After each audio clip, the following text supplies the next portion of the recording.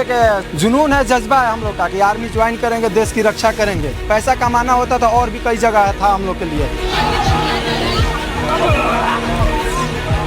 3 बजे उसकी सुबह होती है, दोपहर 40 डिग्री सेल्सियस में लोग कूलर में बैठते हैं और एसी में बैठते हैं। सुबह दौड़ता है, शाम दौड़ता है, दोपहर दौड़ता है, 3 टाइम दौड़ कर कलेजा सुखा लेता है अपना आप को।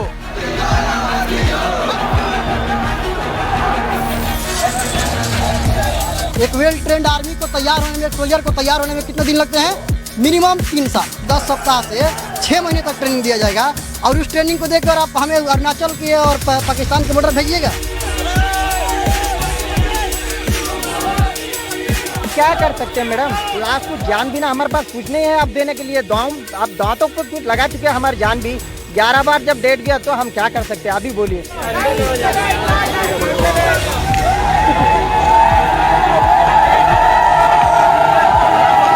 मेरा माँ बाप हम पे भरोसा किया है कि मेरा बेटा आर्मी बन के आएगा।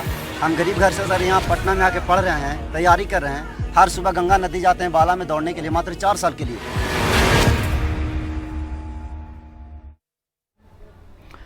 Hello and welcome to We the People. Over the past week, we've seen visuals of violent protests over the Agnipath scheme splashed across our TV screens and our newspapers. Protests have broken out in 8 states of India. In a few states, the protests turned violent, which included setting trains on fire and stone pelting incidents, and arrests have been made. While there are political and social ramifications of this scheme, and there are many unanswered questions about whether it was poorly thought out, whether it was poorly rolled out, tonight on We the People, we want to try and cut through the haze. There's so much confusion about what this means for aspirants who have dreamt about serving in the Indian Army. On NDTV, we are doing other shows on the larger economic motives, the social imperatives behind the Agnipath project. But every day, still, thousands of anxious and confused young Indians are coming out on the streets to protest. Can we help them? Today, the 3 service chiefs came together to put out a strong defense of the government's new army recruitment scheme that has India on the boil. They came together to answer questions and clear doubts about the new military recruitment scheme. The government now says that fake news on WhatsApp groups are being spread. In fact, the government has just banned some 35 such groups. So, on the show, let's try and separate the fact from fiction. The government says that this is a much needed reform that will benefit the Indian youth and army aspirants in the long run. Is that true? Or has a coveted profession been reduced to a joke? Let's try and find out. On We the People tonight, we put together some experts who can try and answer your questions. We've been getting some questions from our audience, and we'll try and help you make an informed decision on this show tonight. We have joining us on the show, we'll have Air Commodore Dr. Ashminder Singh Bahal. He's a defense analyst. We have Major Mohammad Ali Shah, another defense analyst.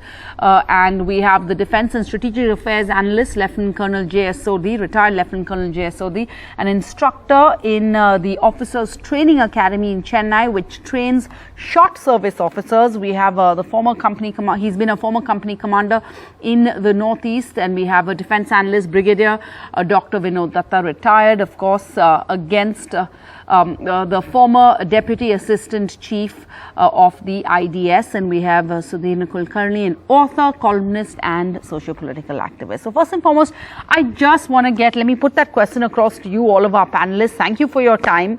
I just want to get opening statements, opening arguments from all of you, find out where you stand on this matter. The government says this is a much needed major reform. They say it will benefit the Indian youth. These protesters are protesting unnecessarily because they don't have the right information. It says that army aspirants in the long run will benefit. So my question to you first, let's go across to all of our guests one after the other. Let's go Air Commodore Behel. Is this true, or has this coveted profession been reduced to a joke? See, first of all, I will accept that there are major reforms required in our recruitment process so as to reduce our pension budget, which occupies close to 22 to 25% of our total defense budget, which is about 5,25,000 crores. but it is still a very large percentage, and there is less funds available for capital budget, which means that modernization of the forces suffers, especially the high technology equipment is very costly. Now, just to give you an example, an aircraft today, even an ordinary third generation or fourth generation aircraft, costs around anywhere from 300 to 500 crores. So we need money. So that is one. Second is youth profile. You want to reduce it from 32 years to 26 years. So that also sounds logical. And then there are certain amount of population which wants to come to the armed forces for the adventure part, and they should have an opportunity to come. But I have the way that it has been implemented, I have issues with that. Wider consultations were needed. Whether all the stakeholders were consulted or not, and how deeply they were consulted, and if they were consulted, were the youth consulted, were the opposition parties consulted, was the draft put up in public and asked for inputs? I really don't think all this has happened, because of which there are so many revisions that keep coming up. I may not say revisions, additions. Every day there is a new statement, 10%, or people from CAPF, from Assam Rifles, from defense-related PSUs. But I would like to put one point across, that for highly technologically advanced Air Force, such as the Indian Air Force, the people in the technical trades barely learn their job in 3 to 4 years. So if you're going to just be a transition machinery where you pick up people from street, turn them into engine or instrument or electrical specialists, by the time you make them specialists and they can repair aircraft or do 50 hours, 100 hours, 400 hours servicing, they're already back to the street. And what use they will be in Assam Rifles, I'm not so sure. What use they'll be in a defense-related, central armed police forces, I don't know. Maybe yes, HAL, yes. But how many can HAL absorb? And what is the percentage? How is the process going to be done? Whether they will get 4 years seniority or not, there are more questions to be answered before we have gone in for recruitment. So we have just jumped in without thinking of the consequences. We should have thought of the consequences, and why this magic figure of 4 years, and why not any other figure? That has not been explained very well. All right, Major Shah, to you, a long pending reform or an ill-judged scheme? Sarah, it's definitely a long pending reform, and I think our country needs a dose of discipline. That's something which we as Indians, we lack. Whether you like it or not, the truth is that, the reality. And in countries like Israel, Singapore, Korea, there is a compulsory stint in the army for a couple of years. It makes them a better citizens. It equips them with a lot of life skills, which are invaluable in life to survive anywhere. You qualify, you go for education. You do 5 years law, 4 years engineering, 4 years MBBS, 4 years BDS. Why not?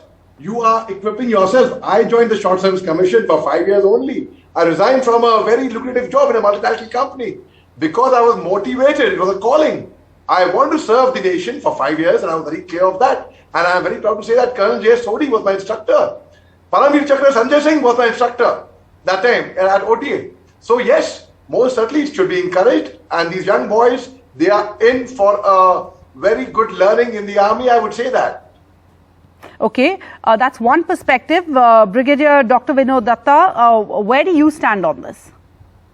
Well, you see, as Air Commodore Bahal has already said that we were colleagues at the Army War College. Let me tell you, the reforms are required, change is a must. But the way, it has been put across, the way it has been projected to the youngsters, I mean, that was, I think, was a knee-jerk reaction. Firstly, you see, what I feel is that the terms of engagement should have been longer. The retention percentage should have been longer. What has happened is the promises, now what the government is doing now, it should have been done earlier. The youth should have been taken on board. A large number, like if you see the protest which is happening, it is the hinterland for the recruitment. So you just can't have, soldiers like 6 months gone in training, 90 days leave he's authorized. So say about 1.5 years is gone. So his effective, availability is going to be, say about 2.5 years, which is not sufficient. Then, you see, he will also undergo a specialized training, whether he joins infantry, mechanized infantry or artillery or services, he will have to undergo a specialized training. So he's not available to you. And by the time the army is going to say, thank you very much, you are not required. So, the form and the manifestation in which the government has put it across is certainly requires a review. Secondly, we can't compare ourselves with Israel and because we have no dearth of human capital. You see, is the pension cut only applicable to the defense? There are so many other departments where there is a lot of you see a tremendous amount of expenditure and a wasteful expenditure. Why can't we have Agniveers for the IPS? Why can't we have Agniveers in the IAS? Why can't we have Agniveers in the political system? Let me also be a politician for say 4 years. So if the cost cutting is to be done, it has to be done at all ends. And let me tell you, defense is one such potent weapon in the state armory that you are utilizing them like insurgency. Whose job is it? It is a police job. It has fallen in the lap of army, disaster management. It is NDRF, SDRF. And the problem is that, government has been always, they have over-promised and under-delivered. I'm not talking about this government, the previous governments also. Fair enough. Yeah. Okay, Major Shah, let me just get opening statements from everybody. Lieutenant Colonel Sodhi, go ahead, then we'll come back to all of you. Jai Hind, Sara, it's my honor to be on your news channel. The Agnipath scheme is very good for the national interest, good from the youth's point of view, and it is good for the society. I'll just take a minute each to explain all the 3 points. Why it is good for the national interest? It gives us a lower age profile. There'll be a saving of about 50,000 crore of rupees, which can be used for the latest technology and the weapons for the Indian Armed Forces. Now, why is it good for the youth? It offers them to join a good job at just age of say 17.5 to 18, where they can serve. And those 25% who are retained for the longer service, fine. Those who do not get retained because of service constraint, not because they are rejected, because of the service constraints, they will have an option to go in the various organizations like the paramilitary forces or the Ministry of Defense, or there'll be some of them who would not like to do a job. All the Agniveers will be getting about 12 lakh rupees. They can set up their own businesses. And why is it good for the society? It is good for the society. I'll give you a small example of my personal life to explain. I am from the Bombay Sappers Corps of Engineers, where our troop composition is 37% Sikhs, 37% Hindus, Maharashtrians, 18% Muslims, and 8% other Indian communities. We have a Sarva Dharam Sthal in my regiment, which has the Mandir, Masjid, Gurdwara under one roof. It is mandatory for all officers, JSOs, and other ranks, irrespective of their religion, to attend the Tuesday Aarti, to attend the Friday Namaz, and the Sunday Gurbani in the Sarva Dharam Sthal. It has been over 9 years since I took premature or voluntary retirement from the army. Till today, whenever I cross a masjid, mandir or gurdwara, my head goes in reverence. This scheme is a win-win for everyone, country, youth, and the society. You pointed out some of the advantages of being in the army. So many would ask, why mess with it if it's not broken, if that was a system that you were so proud of that was in place. All right, we have all of our panelists who have an army background. Mr. Kulkarni, come in over here. Let's move across then to the 2 main points here. The main push for this scheme, according to the centre, according to the army, the chiefs in this press conference today, is that a large number of soldiers were in their 30s and this age factor had become worrisome. Will that be addressed by this new scheme?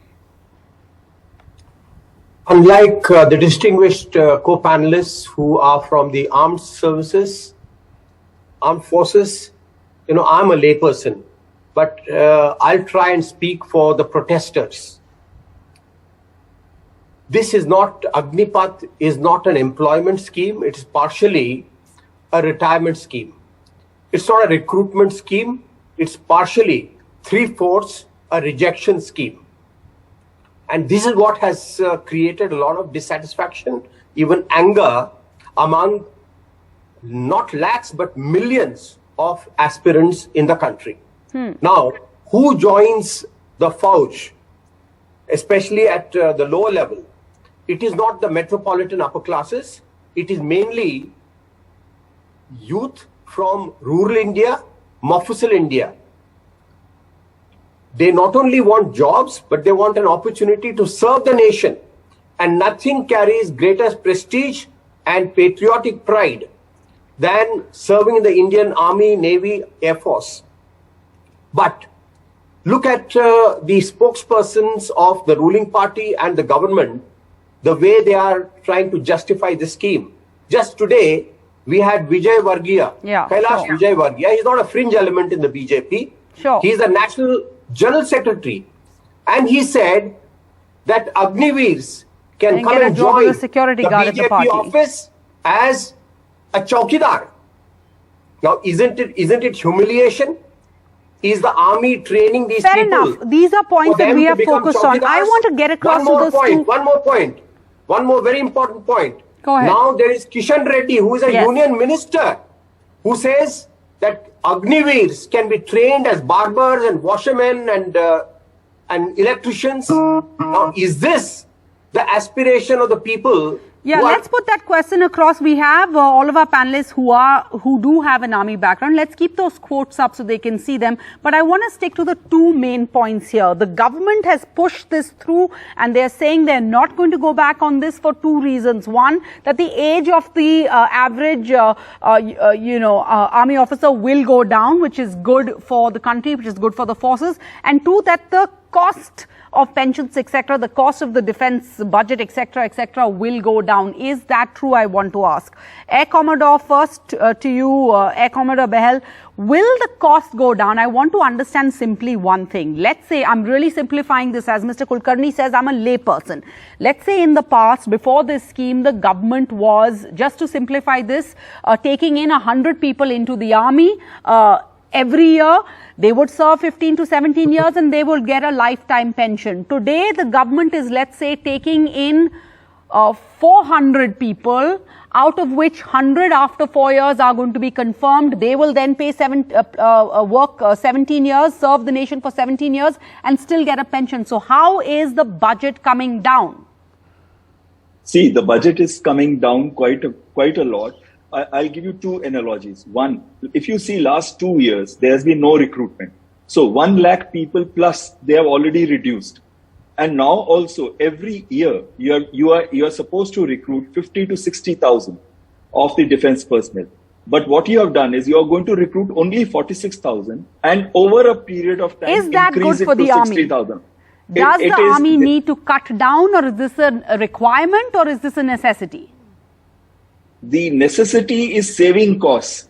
So somewhere down the line, this is what I want to highlight. At a time when we have conflicts with China, when we have conflicts with Pakistan, is this a smart move? Understand that it is a requirement. Absolutely. Could it backfire? So now there is a conflict here of interest in the operational effectiveness and cutting off cost. And I tend to agree that there is a minimum number of people that are required in the armed forces in all the three services to maintain the sharper edge. The second factor is they have not touched upon the defense civilians at all. Now, there is a very large number of defense civilians in the Ministry of Defense. Why isn't this scheme put to them? Why is it to defense people of uniform? Many unanswered questions. All right, let's get in some of our audience members over here. We have Aman Mudgal and Rahul Mishra. Go ahead with your questions, please. Sarath, first of all, thanks a lot for having me on this show. So I really want to give benefit of doubt to the government that this scheme is actually really good, okay? But what is surprising for me is right throughout we have seen that this government, be it the GST, be it the farmers bill, and now with this Agnipath scheme, the government might have very good intention, but somehow it is the execution part wherein the government, I believe, is failing. The execution is not okay. Rahul Mishra, do you have a question, a statement? Yes, the question is, why is it getting so difficult for the government every time it launches a plan or a scheme to actually convince the common citizen? Why so many people are getting into violence? All right. Aman Mudgal, what's your question?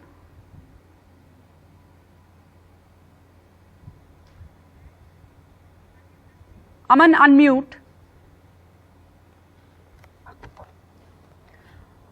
Aman, आपको सुनाई दे रही है? All right, we don't seem to have Aman there. We'll try and get back to him, but I want to go across to all of my members the panelists who've served in the army. If you had a child or someone you had to advise, would you tell them to go in for this program? And I ask you this because the scheme now bars candidates above the age of 23, correct? And if so, that means you cannot go to college and then apply. You have to start at 17, let's say, according to this new system. So that would require you to, at class 12, take a decision about whether you should take this route or not. Give up higher education and go the army route or not. So go ahead. Major Shah, what would you do if you were 17 again? Sara, a very good question. And through your question, I'm sure, you have got the pulse of the youngsters today, and I would be able to answer a lot of young minds who would be having a similar question. Yes, most certainly, Sara. The question is yes. I would send my child, if I was from a rural background, if I had this option, I would encourage him further to please go ahead. And that does not mean that you're dropping higher education. It only means that you're empowering him with greater skills and greater knowledge. And it's only 4 years is hardly a time. You can equip yourself with skills, and then yes, you have time. If you want to do something further, you can do it. Do something further, you can do it. But Brigadier Datta, when you come out, 75% of recruits after 4 years will be back on the market, but they will be a 12th pass. What would you advise your younger self at 17? You see, what I'm going to tell them is that the youngsters, they are looking at a nation with a lot of expectations and job security. Basically, a youngster is looking for career progression and some kind of job security. But the government, you see, in past it has happened that, the successive governments have not been able to fulfill the promises of these youngsters. They overpromise, underdeliver. Like all these promises which are being made, there have been so many amendments in last, say about 48 odd hours. So the government should stick to it. They should be followed in letter and spirit. I'll just give you an example. In Disaster Management Act came into being in 2005, and it is 2022. One of the mandate was that the ex-servicemen, who retires at the age of around 40, that they will be, taken in the SDRF to fill the establishment. Yes. After 16, 17, 18 years, still the SDRF establishment is not fulfilled. Absolutely. And when there is a dearth of, ex-servicemen, 60,000 ex-servicemen, including officers, junior commissioned officers and non-commissioned officers retire every month. So the youngsters, the government should, pose that kind of trust in them. Secondly, you see, वो कहते हैं ना कि उम्र दराज से मांग के लाए थे 4 दिन 2 इंतजार में कट गए 2 आरज़ू में. तो आप, when will that guy, establish himself? And why should he be running to these various departments? Okay, Lieutenant Colonel Sodhi, please respond over there. We already have existing reservation for ex-servicemen. Now, if you're going to add another 10% out of this, 75% that's not going to be absorbed, how is it going to work? Sara, that's a very good question. People who retired before this scheme came in, like I am one of them. Now, there's an organization in the army called the DGR, the Director General Resettlement. Now, DGR would help us to resettle in the civil life. Whereas today's press conference by the senior generals and admirals of the armed forces makes it clear that the armed forces will ensure that the Agniveers who do not get selected for the longer retention in the service, they will be absorbed in some or the other government organization. So there's a difference now. Earlier, the DGR used to assist us. Now the DGR will ensure us. With these kind of, strong commitments coming in today's press conference, I think most of the peers of the youth should be allayed. I would like to add one more point. The press conference which was held today and the details given, this should have been held on 14th itself when the scheme was released. And these details should have been given in form of a leaflet to all the press who were present there. It would have, avoided this misunderstanding to a great extent. Last question to Mr. Kulkarni. Can we still say Jai Jawan, Jai Kisan, the slogan popularized by the Prime Minister Shastri in the Indo-Pak War? First we had the farmers' agitation and the stakeholders, Kisans, were not consulted before the 3 farm laws were undemocratically rammed through. And now a recruitment scheme for the armed forces has been brought in without consultation with the stakeholders at the youth of India. Now, is this the way to run a government? Now, the army may have certain compulsions. They want to reduce the pension burden. But what about the burden of unemployment? The people of India, young people of India, are facing a huge problem of unemployment. And especially those who want to join the army, it's not only for employment. Joining the army is a matter of pride. especially for people in rural India. You know, when a person joins the Indian Army, the person rejoices, the family rejoices, the biradari and the entire village rejoices. But imagine after 4 years, this Agniveer comes back rejected. What will happen to him? What will happen to that biradari and the family? Have we considered this kind of hire and fire scheme that has come to the Indian Army? Is the Indian Army going to be identified with contract labor? All right. So many unanswered questions. We'll of course try and do our bit to continue to do shows like this. But thank you all for your time tonight joining us on We the People.